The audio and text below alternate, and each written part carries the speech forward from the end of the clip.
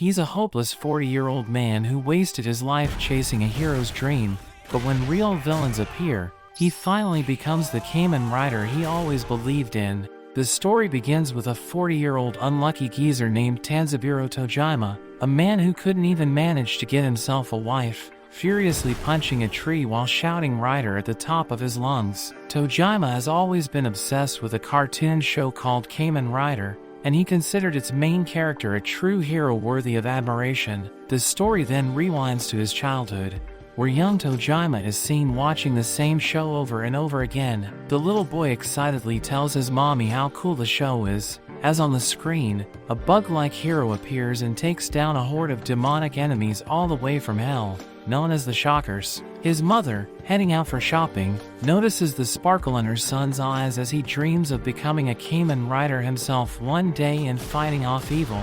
Tojima even spends hours practicing the signature stance of the hero. 23 years later, Tojima is nearly done with college when a girl suddenly grabs his hand and drags him into a back alley, nervously confessing her love and asking him out. Shocked and overwhelmed, Tojima instantly says yes, but before he can process what's happening, the girl apologizes as if rejecting him right after. The entire college bursts into laughter as it's revealed that the girl, Emily, is actually Kadigawa's girlfriend, and the whole confession was a prank because she had lost a bet. Tojima, quietly humiliated, doesn't argue and simply walks away, while Emily begins to feel a pang of guilt for what she did. Later, Tojima wanders to the riverside, lost in the memories of his childhood, remembering how he used to watch the other kids play rock, paper, scissors to decide who would act as Kamen Rider, yet he never joined them, because even back then, he didn't want to just play pretend. He wanted to become a real rider. Just then, Emily comes running toward him, snapping Tojima out of his thoughts. She apologizes for what happened earlier and sits beside him, quietly watching the sunset together. She admits that most of the guys in their college are total thugs, but he seems like a genuinely decent person. She asks if he doesn't have any friends and mentions that people have been talking about him shouting by the river earlier. Her eyes light up as she says she finds him strangely mysterious. Before Tojima can reply, a fat thug from another group strolls up with his two lackeys, asking Emily if she's broken up with Kadigawa.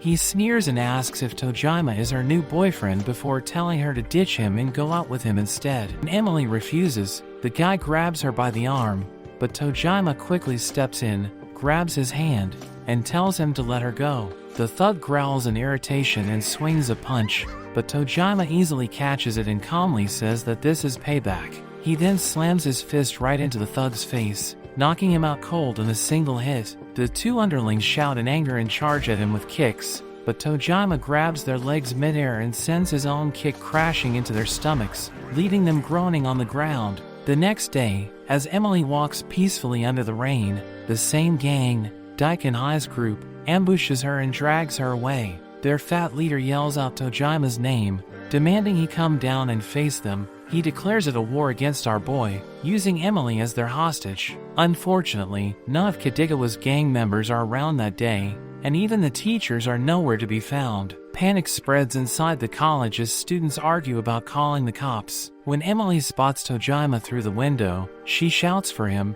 and he steps forward into the rain, standing before the Daikin thugs barehanded and ready to fight. Our boy looks at them and mocks if a bunch of kids brawling in the street counts as a war, then goes off on them, saying they aren't even real members of society since they don't have jobs and still depend on their parents for food and shelter. He yells at them for daring to talk about war when they still bathe and sleep under someone else's roof, calling it downright embarrassing, and tells them they should be fighting evil instead. His harsh words boom through the air, leaving the Daikin thugs stunned while Emily watches with tears of joy welling up in her eyes. But the thugs take his speech as pure arrogance, and when Tojima charges at them, the poor guy gets overwhelmed by their sheer numbers and beaten to a pulp. After knocking him out, the gang drags Emily away, but when she screams for him to save her, Tojima somehow stands right back up on his feet. Our guy literally goes shirtless, shouting that he didn't want to use his true powers, but they've left him no choice. On his chest and arms are the dumbest childish tattoos, and with all the seriousness in the world, He strikes a pose and shouts out his transformation slogan. Everyone stares in disbelief, completely lost about what's happening, and someone even asks who the hell he's supposed to be. Tojima, acting like a total weirdo, declares that he is the Kamen Rider.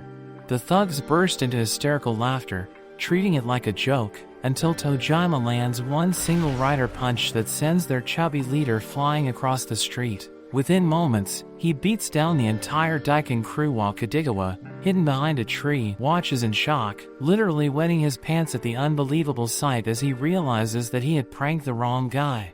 Emily walks up to our guy with her face still pale and asks who he really is.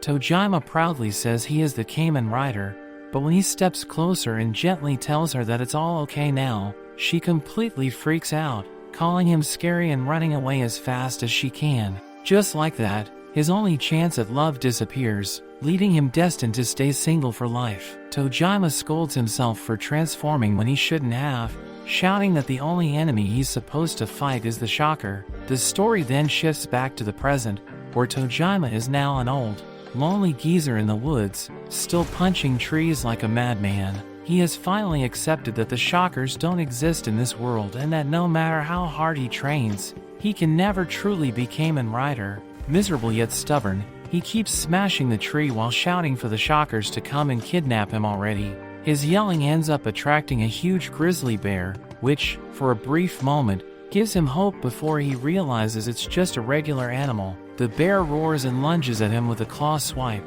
but Tojima grabs its paw midair and flips the beast over his shoulder, slamming it to the ground. The bear looks stunned, unable to believe a human just did that, and charges again, slashing at his chest. But somehow, somewhere along his life, Tojima has trained his body enough to handle even going toe-to-toe with a bear. He retaliates with a brutal elbow strike straight to the bear's face, taking out one of its eyes and forcing it to retreat back into the woods in pain. Tojima has already turned 40, and later that day, he heads out to sell all his Kamen Rider merchandise because he can't bear the thought of dying in a room full of that stuff, knowing that once that happens, someone would just come and throw it all into the trash. After selling everything, he returns to his empty home and scrolls through his phone until a news headline pops up, saying that a shocker has appeared. His eyes widen as he checks it nervously, but it turns out that it's just a bunch of thieves playing pretend as shockers while robbing shops, so there's nothing real about it. The next morning, he walks to his work at the construction site, where he hears his co-workers talking about those so-called shocker robberies and calling them copycat crimes, since these fake shockers have already looted so much of the town, and the police still haven't managed to catch them, though Tojima doesn't really care because they're not the real deal anyway. One of the caught thieves told the police that he had a ski mask lying at home and that once he put it on, he suddenly felt powerful, like he could finally do something for once in his life. Later that night, when the festival begins, Tojima strolls there quietly, and the bright lights and familiar stalls instantly remind him of his childhood, back when his dad used to bring him there, hand him 4,000 yen, and tell him to buy whatever he wanted. Excited, little Tojima ran straight to his favorite stall and ordered an 8-pack of takoyaki, and now, years later, the old man finds himself at that same stall again, ordering the exact same thing. Meanwhile, somewhere nearby, the thieves' boss Nakao Aniki is handing out ski masks again, ordering his men to wear them for another heist. The thieves complain that while they're fine with the dirty work, wearing those masks is just way too embarrassing, but Nakao proudly tells them that all his life he admired the shockers more than Kamen Rider, and that's exactly why he chose to become a gangster in the first place. He explains that in shocker terms, he'd be the monster while the three of them would serve as the combatants. As the scene shifts, Nakao has already sent his so-called combatants to the festival to wreak havoc. They start tearing apart Tojima's favorite food stall, and our guy gets hit with mixed emotions when he sees a shocker robbery. The confused crowd starts wondering if this is just a rivalry between food stalls, while the stall owner screams for them to stop. Tojima slowly walks over to a nearby stand selling masks and picks up the legendary shocker mask, staring at it as the stall owner keeps yelling for help. With sweat dripping down his face, he finally puts it on, and at that moment, he feels power surging through his body, his heart burning with excitement. Standing tall, he faces the criminals, declaring that he'll stop them as Kamen Rider. The Shocker minions, confused, demand to know who he is, and Tojima proudly shouts the name of his lifelong hero with tears in his eyes. This time, he isn't pretending, but instead he's doing this seriously. With a rush of adrenaline, he lands powerful punches that knock out the first two and finishes the last one with a rider kick. As the crowd stares in shock, Tojima realizes what he's done and makes a run for it, grinning like a madman because he's finally lived his dream. A little while later, a muscular gym lady sees the news about a mysterious Kamen Rider saving the festival with a rider kick and feels left out. She sighs in regret, wishing she had been the one to stop the Shocker robbery herself. The next day, the same gym woman, now revealed to be Yuriko, is teaching English literature at a school. One of her students, Asano, cannot take his eyes off her, completely mesmerized by her beauty. The poor guy keeps staring until Yuriko catches him and tells him to continue reading from where they left off. Flustered, he starts reading but awkwardly slips in a half-baked love confession, earning himself laughter from the whole class. Later that day, after school, the boy lies in bed hugging his blanket, daydreaming about what his teacher might be doing right now. In his head, she is doing elegant things like playing the piano, admiring art, or sipping tea at a quiet park. But reality could not be further from that as Yuriko is in the gym, dressed in a ridiculous-looking childish workout outfit, bench pressing heavy weights without a hint of grace. As she trains, her mind drifts to the past when she came home crying to her father about being bullied. When he asked why she did nothing, she told him that her bullies were boys and she stood no chance. Her father did not scold her but instead turned on the TV and played an old Kamen Rider episode. She rolled her eyes, calling it some old-timer show, but kept watching anyway because her father asked her to. In that part, a lady named Yuriko Masaki joins the Kamen Rider to fight alongside him. The Kamen Rider tells her that she is a girl, but Yuriko transforms into her bug suit and confidently argues that she is the electro-wave human Tackle. Meanwhile, in the real world, the little girl's father explains that this woman was actually the first female warrior in Kamen Rider. Her strong stance and amazing moves instantly drag the little girl's attention as she tries to copy her electro-wave throw attack.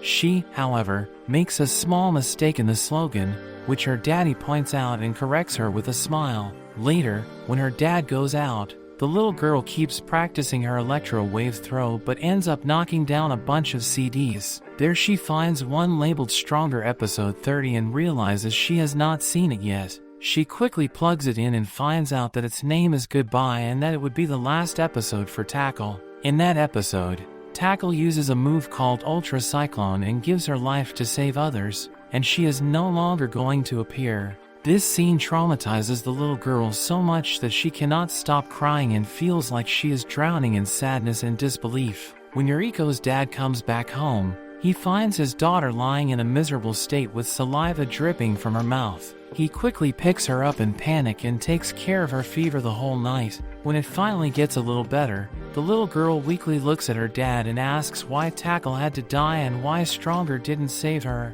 Her father explains that the Ultra Cyclone attack Tackle used was a finishing move where she gave up her own life to defeat a powerful enemy. He tells her that Tackle didn't have any other choice because the villain was far too strong. The little girl feels relieved hearing that Tackle sacrificed herself to save Stronger, and her dad proudly admits that she was, without a doubt, the greatest heroine ever, which is exactly why he named his daughter Yuriko after her. The girl smiles brightly when she hears that. The next day, Yuriko's father tells her that Tackle isn't really gone, as he dresses her up just like the real one. Tears fill Yuriko's eyes, and even her dad starts crying out of happiness, seeing his little girl as Tackle. When the story returns to the present, Yuriko is now a 24-year-old teacher. In a fit of anger, she ends up writing on the board that the fake rider is a phony and that he could never outdo her. Her students, confused, ask what kind of poem that is, snapping her back to reality as she realizes what she just did while being lost in thought.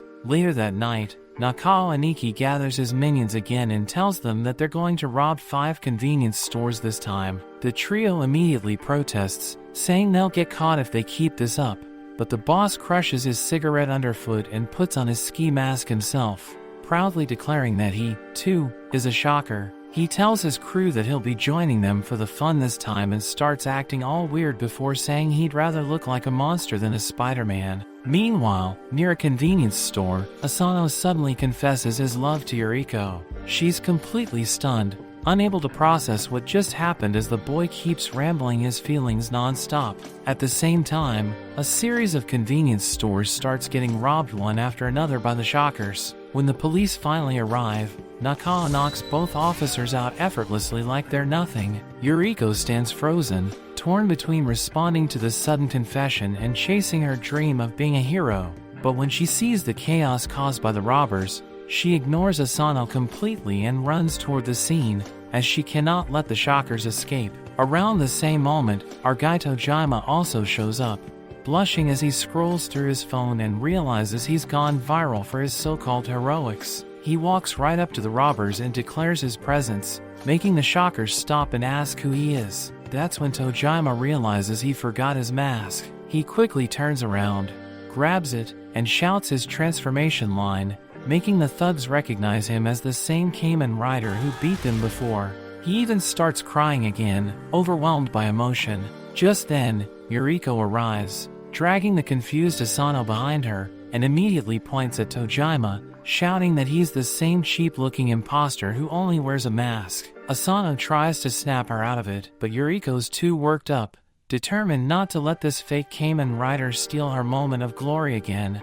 Right when our boy is about to unleash his rider punch, the lady suddenly transforms. She tosses her bag straight into her lover's arms and charges forward to take on both the shockers and the so-called phony rider. Without hesitation, she lands a clean punch on Tojima, knocking him down before boldly announcing herself as the Electro-Wave Human Tackle. The shockers, unimpressed by her declaration, laugh and see only a fragile woman in front of them. One of them steps up to teach her a lesson, but Yuriko grabs him and slams him straight into the others, taking them all out in a single breathtaking move. Tojima, watching the whole scene unfold, can't help but be genuinely impressed, while the crowd records the entire thing on their phones. Afterward, Yuriko snatches her bag back from her student and tells him firmly to keep this entire incident a secret before rushing off. Asano, however, is still completely love-struck and ends up confessing to her again. Meanwhile, the defeated shockers stagger back to their feet, and their boss Nakao Aniki removes his mask, slipping on his glasses as he glares at Tojima, warning him that this isn't over before disappearing just before the police arrive. Tojima, still dazed, finds himself oddly fascinated by the mysterious girl, wondering if she's a fan of Tackle just like he's devoted to Kamen Rider, unable to get her out of his mind. The next day at school, Yuriko is lost in excitement as she spots herself featured in the news and accidentally blurts out loud in the library, drawing the attention of nearby teachers. She quickly apologizes, trying to hide her flushed face. A while later, the Shocker's boss Nakao finds another monster mask that was on sale and proudly puts it on, declaring that he is now the mighty Yakuza man. He turns to his underlings and asks what they think, but the trio stands there silent, not knowing what to say. Nakao argues that if there's a Tackle and a Rider, then obviously there should be a Yakuza man too. Fired up with his own idea, he tells them they're officially back in business and that there will be more Shocker robberies tonight. The guys look reluctant at first but end up giving in to their boss's excitement and follow along. Later that night, a streamer decides to blow 100,000 yen on store snacks, claiming he will eat them all in one sitting. He shows off the shelves he's about to clear out when suddenly the same bunch of masked idiots barge in and demand the cashier hand over the money. The streamer freezes for a moment before realizing this is his golden chance to stream something crazy live. He quickly changes the title to Live Shocker Robbery and his views start skyrocketing. The fat guy from the trio walks up to him and points at the pile of snacks, asking if he's really going to eat all that. The streamer says it's his dinner and the fat guy tells him he'll get even fatter, to which the streamer just shrugs and says he already is and doesn't care one bit. The streamer keeps the live going,